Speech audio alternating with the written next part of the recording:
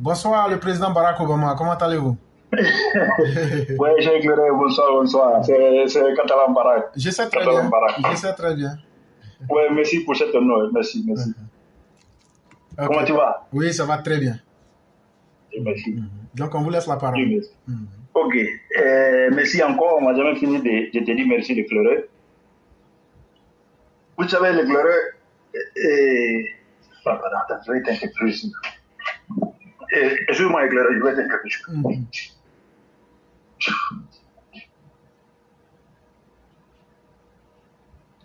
Oui.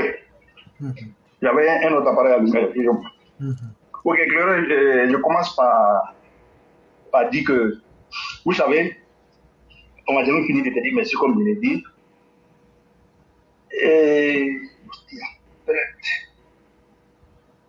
Et bon, ce qu'on avait déjà dit, le combat, on l'a dit, le combat est dans le bon sens, l'éclaireur. Je crois qu'on a eu raison très tôt. Vous savez, depuis, on sait comment cette lutte a commencé, on sait comment notre résistance a commencé, et nous sommes restés toujours dans la même ligne, l'éclaireur. Nous sommes toujours restés logiques. Vous allez voir, bon, tu sais comment ça a commencé quand même. Depuis le début jusqu'à aujourd'hui, vous allez suivre toutes nos vidéos, vous allez suivre toutes les interventions. Nous sommes dans la logique et nous sommes dans la même ligne. Et nous voyons ces opposants, nos adversaires, je ne vais pas dire d'ennemis, nos adversaires, qui changent toujours de langage, qui changent toujours de tenue, qui changent toujours de direction, qui changent toujours de politique. Ça veut dire que nous sommes dans la vérité. Et la vérité est unique, la vérité est seule. Le mensonge, on peut passer par beaucoup de mensonges pour arriver à sa fin. Mais par la vérité, là, il y a une seule voie pour la vérité. Et nous voyons que nous sommes toujours dans la vérité. Nous sommes dans une logique. Éclaireur, vous voyez, je vais parler d'abord même d'une nation ou d'une communauté. Et il faut, il avait très bien compris, une communauté sans éducation est vouée à l'échec. Nous faisons toujours ici des interventions, nous attendons tout le monde, nous écoutons tout le monde, nous invitons tout le monde. Et le débat est ouvert. Tu le vois, tu as laissé la parole, tu ouvres le débat et chacun explique ce qu'il a envie de dire. Vous voyez, il avait bien compris pourquoi il a construit beaucoup de lycées en Côte d'Ivoire. Et nous avons vu à un certain moment, depuis Bédié jusqu'à Gbagbo, la Côte d'Ivoire s'est arrêtée. Parce que sans éducation, je ne vois pas comment on peut créer une société, comment on peut vivre en communauté. Et là,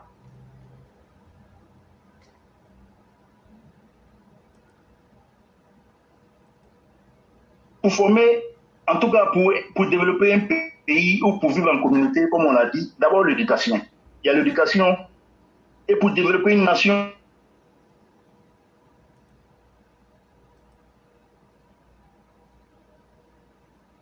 et la justice. Nous disons encore merci au président Hassan Ouattara. Parce que pour vivre en communauté, il faut être éduqué. Il faut respecter les autres. Il faut savoir s'adresser aux autres. Il faut savoir que ta liberté, là, ça finit là où celle des autres commence. Donc, l'éducation. Voilà pourquoi le président Alassane Ouattara, tout comme Oufo Boigny, a misé sur l'éducation. Et regardez aujourd'hui combien d'universités ont été créées en Côte d'Ivoire. Quand on sait que des professeurs, comme j'ai une fois dit, des professeurs nous ont manipulés. Parce que c'était nos références. Quand on était à l'école, quand on était étudiant, quand on était élève, nos références là, c'était nos professeurs. Parce qu'en notre temps, il y avait des professeurs blancs. Donc quand on voit un noir des professeurs, pour nous, c'était un grand type. Voilà comment les Laurent Gbagbo, avec les FPI, là, ils sont arrivés à nous manipuler. Ils nous ont manipulés. Voilà pourquoi à un certain moment, des étudiants ivoiriens sont sortis pour dire au faux Boigny voleur. Nous regrettons aujourd'hui. Nous regrettons aujourd'hui. Vraiment, nous le regrettons. Et on l'a dit plusieurs fois. Il faut Boigny qui a construit ces lycées. Regardez le lycée scientifique à Yamoussoukro, le lycée classique, le lycée technique, le lycée Mamie Adjoa. Tous ces grands lycées ont été construits parce que Oufo Boigny savait que l'éducation, que son peuple-là avait besoin d'éducation. Oufo Boigny a construit des CHU, Oufo Boigny a construit des hôpitaux dans presque toutes les régions parce qu'il sait que l'Ivoirien doit se soigner. Il faut voir, à son temps, l'armée était une armée, notre armée était une armée. Et aussi, on avait la justice, c'est vrai, la justice n'est pas, on ne peut pas être équitable partout, même aux États-Unis, vous voyez au début. Donc, c'est pour vous dire que le président Alassane Ouattara a compris qu'il faut former son citoyen. Il faut que le citoyen arrive à se soigner. Il faut que le pays soit sécurisé. Éclairé de sécurité, là, on ne va rien dire. On a vu le défilé de 7 août. On avait déjà vu parce qu'on sait que notre armée est en train de se former, est en train d'être efficace, est déjà efficace. Quand nous savons les conditions dans lesquelles le président Alassane Ouattara a pris cette armée-là, rappelons-nous que Laurent Gbagbo avait divisé notre armée. Laurent Gbagbo avait tué notre armée. Laurent Gbagbo avait tué notre éducation. Laurent Gbagbo avait tué nos formations. C'est pourquoi à chaque coup de sifflet, on partait vider tous les amphis, toutes les classes, et on les suivait. On était obligé de les suivre parce que c'est la loi de ces vauriens-là qui venaient. C'est clair pour vous dire qu'on a une opposition, cette opposition qui aujourd'hui n'a rien à dire, comme toujours, à l'approche des élections, c'est maintenant et voient qu'il faut réformer, il faut faire un audit sur la liste électorale. Et le président de la CEI a tellement donné les informations. Si vous pensez qu'il y a un individu qui est sur la liste, que vous connaissez, venez signaler avec les preuves, on va l'enlever de la liste. Est-ce qu'on a besoin d'arrêter un pays pour ça? Si vous pensez que la CEI n'est pas bien formée, alors que vous êtes membre, sortez simplement de cette CEI-là pour que ça soit. On a dit dans plusieurs pays en Afrique et dans le monde, c'est le ministère de l'Intérieur qui organise. Et puis bizarrement, c'est Laurent Gbagbo qui a envoyé cette idée de CI-là. Sinon, c'est le ministère de l'Intérieur qui organisait les élections. Donc, c'est pour vous dire, au moment, c'est vrai, on va dire que le RHDP va gagner, et on l'a déjà dit. Le président Alassane Ouattara, un coup KO, ça sera en 2025. Il n'y a même pas de discours dedans. Il n'y a pas de discours. Un coup KO. Parce que au moment où le RHDP est en train de se former, est en train de former ses militants, est en train d'installer des bases, est en train d'appeler même ses militants, ou surtout même les Ivoiriens, parce que pour être électeur, on n'a pas besoin d'être militant de quelqu'un. Tu es Ivoirien, tu as des documents, tu vas t'inscrire. Et puis, rappelez-vous que ces Vauriens-là de l'opposition ont même boycotté l'établissement des cartes d'identité. Ils ont même boycotté, ils ont appelé les militants à ne pas les enrouler pour avoir ne serait-ce qu'une carte d'identité qui est un droit pour eux. C'est-à-dire qu'on n'a même pas besoin on ne doit même pas voter, mais ce n'est pas pour voter. Mais on dit, toi, pour être un citoyen, pour être attaché à un citoyen, voilà le document que tu dois avoir, une carte d'identité. Ils ont encouragé, ils ont appelé les militants à ne pas avoir de carte d'identité. Aujourd'hui, si tu n'as pas de carte d'identité, tu vas t'inscrire sur une liste électorale comme. Au moment où le RHDP est en train de mailler le terrain, est en train de faire des meetings, des mobilisations, des formations, ils sont là en train de chercher à inscrire un individu sur la liste électorale. Le ministre de la Défense l'a dit. Pour un individu qui n'est pas sur la liste électorale, vous allez brûler la Côte d'Ivoire pour ça? Est-ce que pour ça, tout Ivoirien conscient, hein, je dis bien conscient et responsable, peut accepter que la Côte d'Ivoire brûle parce qu'un individu n'est pas sur la liste électorale? Quel individu il s'agit? Cet individu, depuis son arrivée dans la politique ivoirienne, cet individu qui n'a fait que créer des problèmes à la Côte d'Ivoire. Laurent Gbagbo est une gangrène pour la Côte d'Ivoire. Suivez, notez simplement les événements qui sont passés en Côte d'Ivoire. Notez simplement ses agissements. Lui-même le dit, quand un individu marche, il laisse des pas. Prenez les pas de Gbagbo et puis enlevez ces pas dedans là. Vous allez, c'est pas en Côte d'Ivoire là. Vous allez voir quelle palabre il va avoir. Il ne va pas avoir de palabres, on se connaît. Laurent Gbagbo et sa bande n'ont pas digéré cette histoire de Kragé Nyaboué sur Vaurien d'Ibrahim Cacao j'étais en train de commenter l'autre fois. L'éclaireur et Laurent Gbagbo qui croyait venir de la CPI, qui croyait venir en chef de guerre ou en chef de population ou je ne sais pas qui se croyait, Il pensait qu'il allait venir et puis toute la Côte d'Ivoire allait suivre. Et ces militants le disaient, quand Gbagbo va rentrer là, on va aller l'installer au palais. Ils l'ont dit. Mais quand Laurent Gbagbo lui-même, il allait rendre visite au président Alassane Ouattara au palais, quand il a vu le palais, vous avez vu qu'il est devenu petit. Ce jour-là, on l'appelait le Benjamin. Le Benjamin, ce n'est pas un injure, ça veut dire le plus jeune. Mais le Benjamin, on a vu comment le Benjamin s'est comporté au palais présidentiel. Et éclairé, notre combat est dans le bon sens. Notre combat est dans le bon sens. Vraiment, on est resté logique, on est resté ferme, on est resté cohérent jusqu'à aujourd'hui et nous sommes dans le même combat. Tous ceux-là, ils vont nous suivre. Mais je vous dis, Laurent Gbagbo même là, il est capable d'aller voter Alassane Ouattara en 2025. Il est capable. Il est capable. Donc ce monsieur, quand il est arrivé, il a vu que le niveau était beaucoup plus haut. C'est vrai, il est venu, il a insulté tout le monde, il a vilipendé, il a crié partout. Tout récemment, il fait un appel à Benoît. Il lance un appel à Benoît. Tu sais, l'appel de Benoît, là, c'est beaucoup de choses, hein, l'éclairé. Je crois que toi et moi, quand on veut faire une association, ou bien quand je veux m'unir à toi, quand je veux qu'on soit amis là, je t'approche d'abord dans l'ombre. Je t'approche d'abord pour voir ton intention. Laurent Gbagbo a lancé l'appel de Benoît. C'est parce qu'il pensait arriver à Benoît en conquérant. Quand il a vu qu'il y avait 3 à 4 personnes, il dit affaire là, ça ne sent pas bon. Affaire là, ça ne sent pas bon. Regardez, je suis sûr et je vous assure que l'appel de Benoît, il l'a lancé comme ça à la hâte. C'est-à-dire qu'il l'a lancé quand il a vu qu'il n'avait pas de population, ce à quoi il aspirait là, ce qu'il attendait là, il a vu que ce n'est pas ça, parce que Benoît, c'est quand même significatif. Quand il a vu que la population ne le suit pas, il dit ça ne sent pas bon, attends, je vais lancer un appel. Il n'a rien préparé, il a improvisé son appel de Benoît là, il a improvisé. Maintenant, quand on improvise, et puis il dit, voilà, celui qui vient là, venez franchement, quand on sait que le malhonnête c'est lui, quand on sait que le boulanger c'est bien lui.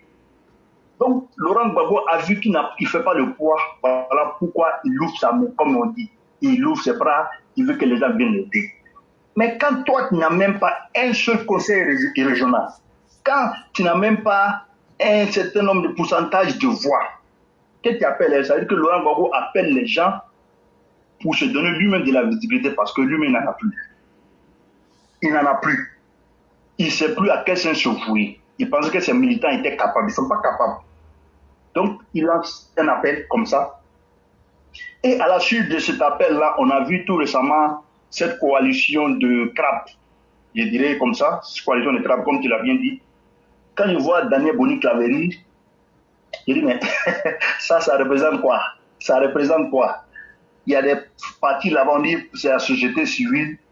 Mais quand je regarde dans ce groupe-là, éclaireur, ça fait piquer quand même. Mais voilà, c'est déjà bon. Le RHDP, en 2025, c'est 68%. Un coup KO éclairé, je te dis. Maintenant, tu l'as déjà dit ici, quand on parle de Tidiane Thiam, le message d'Ibrahim Traoré au Burkina qui s'attaque ouvertement et publiquement à Fouboigny et que le PDC ne réagit pas, on peut comprendre parce que c'est difficile d'abord à comprendre.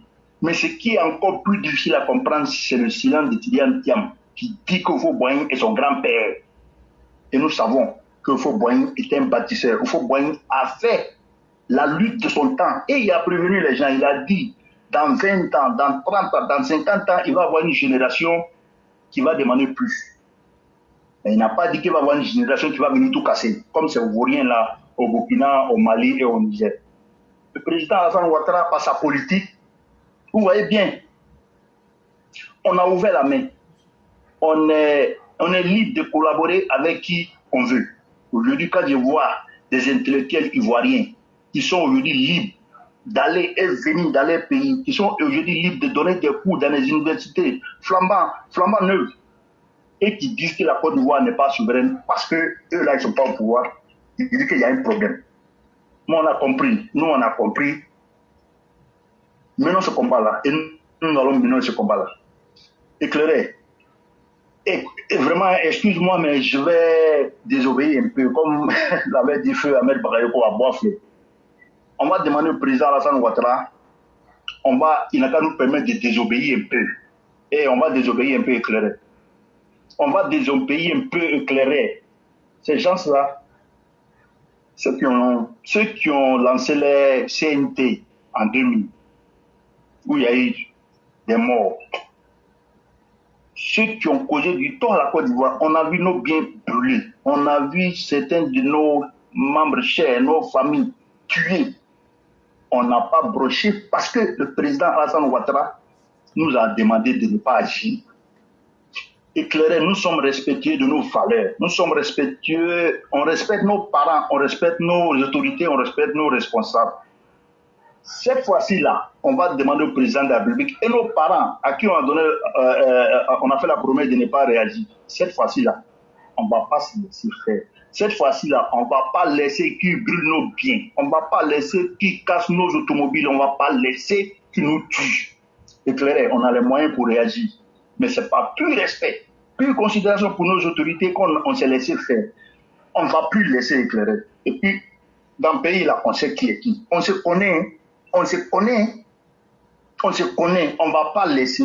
Cette fois-ci, là, je vais appeler tous ceux qui seront attaqués par ces voyous, par ces désirés, par ces gens qui n'ont rien préparé, qui viennent casser tout ce que nous avons bâti.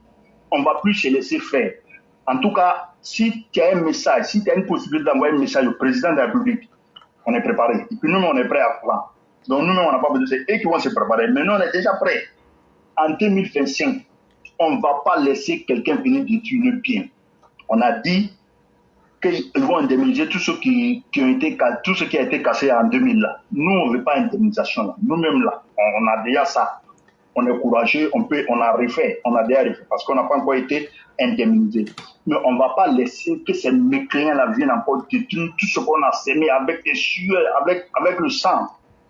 On ne va plus laisser, on se connaît dans ce pays-là. Et on a dit que tous ceux qui ont été responsables de ces tâches-là seront arrêtés. Aujourd'hui, à fin décembre, c'est pas Vanali. Aujourd'hui, tous ceux qui ont causé du tort à la nation et aux Ivoiriens sont là en train de tchatcher encore. Les Damana Picasso encore continuent de faire, tenir des discours guerriers. Nous sommes prêts. On ne va plus se laisser faire. Envoie le message directement au président de la République et son entourage. Nous sommes prêts pour ce combat-là. On ne va pas se laisser faire. Celui qui touche à un seul de nos biens, cette personne-là, c'est la brûler. C'est la brûler. Vraiment, il faut qu'on le dise aujourd'hui. Il faut qu'on s'apprête. Bon, on est déjà prêt, je l'ai déjà dit. Cher frère éclaireur, je vais m'arrêter là. C'est ta question ajoutée. Vraiment, merci beaucoup, le grand maître Barak. Merci pour tout ce que tu as dit. Et nous n'avons besoin que du seul message d'encouragement et de galvanisation. On n'a même pas besoin du président pour lui annoncer quoi que ce soit. Quelqu'un qui défend sa vie, cela est complètement légitime. Quelqu'un qui défend son bien contre l'agresseur, cela est totalement légitime. Aujourd'hui, notre message, c'est au petit peuple qui a pendant trop longtemps été victime des politiciens, qui ne lui offrent rien d'autre que la mort, la détresse, les ruines et les larmes, alors que le peuple n'aspire qu'à vivre simplement. Alors que le peuple, ce n'est pas vous qui avez créé ces vies humaines, mais vous venez au nom de vos politiques suicidaires, au nom de vos politiques mortifères, au nom de vos politiques basées sur la mort, vous venez détruire la vie des enfants des autres et c'est devenu une habitude. Cher frère, tu connais le Troyen? Comment? Le Troyen. Non. Je sais que tu ne connais pas, mais je vais t'expliquer. Vraiment, il serait content. C'est un serpent. Mm-hmm. C'est un serpent qu'on trouve en Chine sur les montagnes. Et ce serpent a la particularité, c'est son lieu préféré.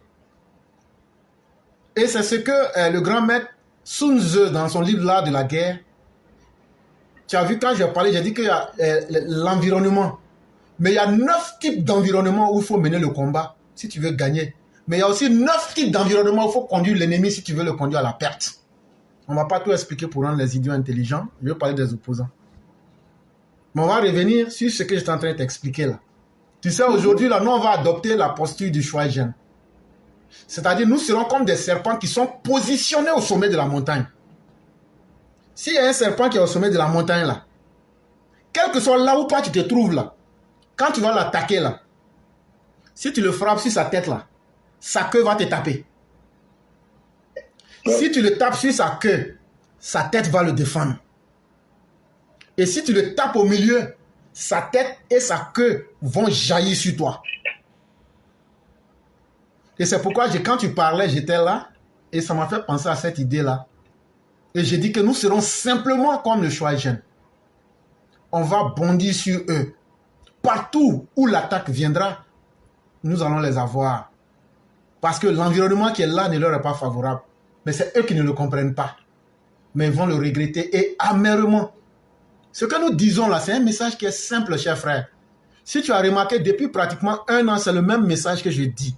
Disons à nos frères qui sont dans les quartiers, disons aux Ivoiriens, apprêtez-vous.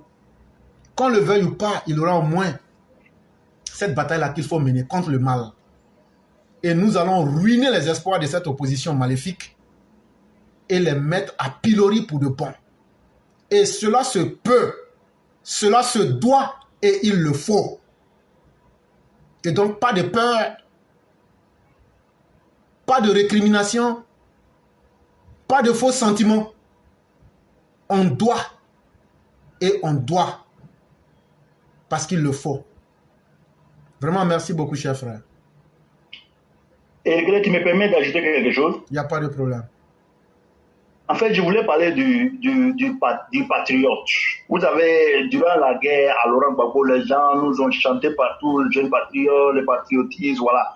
Le patriotisme n'est rien d'autre que l'attachement d'un individu à une patrie. Un patriote, c'est quelqu'un qui défend une patrie, qui défend sa nation, et en retour, la nation lui donne cette couverture-là. Quand on a des gens qui se disent patriotes, qui se sont dit patriotes, qui ont mené une lutte, d'après leur entendement, on peut le comprendre qu'ils ont mené une lutte, ils ont été trompés. Mais quand ces mêmes patriotes sont là, on attaque la Côte d'Ivoire, Ibrahim Traoré, ce voyou, des individus qui sont des gros bavards maliens, qui ont de la grosse gueule, qui disent qu'il faut attenter à la vie de notre président. Ces patriotes-là, ce soi-disant patriotes-là, ils sont où? Ils sont où? Ou bien ils défendent quelle patrie? Et ils sont attachés à quelle nation? Nous ne pouvons pas accepter. Et puis de surcroît, un président, oh non, un petit voyou qui a eu la chance, ou qui a eu en tout cas l'audace de prendre un peuple en otage, parce que ce peuple-là n'a pas le niveau de contester. Quand cet individu-là attaque le président de notre nation, et que nous disons patriote, et c'est voyous-là, à l'image de Kone Katina, avec son Laurent Gbagbo là, qui vont rendre hommage à ce monsieur-là, de dire que nous sommes dans le bon sens. Notre combat va mener, parce que ces gens-là, ils ont démontré qu'ils ne sont pas des patriotes, ils ont démontré que c'est des voyous, c'est des milices qui étaient au sort de Laurent Gbagbo, parce que quand on dit patriote, on sort pour défendre sa patrie, n'importe où, n'importe quand et à n'importe quelle occasion. Vraiment, nous sortons aujourd'hui pour défendre notre patrie. Cher éclaireur. Merci infiniment. Et les vrais patriotes, c'est ceux qui maintiennent la vie de leurs concitoyens et l'intégrité de leur pays. Les faux patriotes sont ceux-là qui sont payés gracieusement sur le dos de l'État et des citoyens pour juste crier. Est-ce que nous allons fois vu demander quoi que ce soit à l'État de Côte d'Ivoire? Pourtant, chaque jour, nous venons proclamer ici l'amour de notre pays. Nous venons proclamer le maintien de la vie de tous les Ivoiriens. Alors que c'est nous qui sommes les partisans du parti au pouvoir. On aurait pu vendre notre service pour dire comment on lutte pour vous là. Payez-nous ou on va rien faire, on va s'asseoir. Ouais. Et donc, il y a une très grande différence entre des plaisantins et des amuseurs publics qui se pensaient patriotes tant qu'eux pouvaient désorganiser le pays et diviser le pays, ils étaient patriotes. Mais une fois que le pays revient dans les normes sur les rails, leur patriotisme aura vite fait de disparaître. Chers frères, restons cohérents. C'est très important. Et c'est pourquoi Sun Tzu nous disait que tout général qui veut gagner une guerre doit considérer toute son armée comme une seule personne. Restons comme une personne derrière le docteur, c'est tout. Tant que le docteur sait que les petites gens comme toi et moi, nous sommes derrière lui, le reste, il s'en fout. Et je tiens à dire que des généraux comme les shérifs Ousmane se portent extrêmement bien. Shérif Ousmane, même hier, il y a Black Samouraï qui était avec lui. Et il m'a pris les photos en direct, il m'a envoyé. Et donc, pour ceux qui s'inquiètent, laissez les plaisantins s'amuser. C'est parce qu'ils ont peur de Shérif Ousmane. C'est parce qu'ils savent de quoi il est capable. Mais nous sommes un et nous formons un seul corps. Avec le président, avec notre armée, c'est ça le plus important. Et nous sommes prêts à toute éventualité. Merci beaucoup, cher frère. Ok, merci à toi, Claude. Je vous en prie.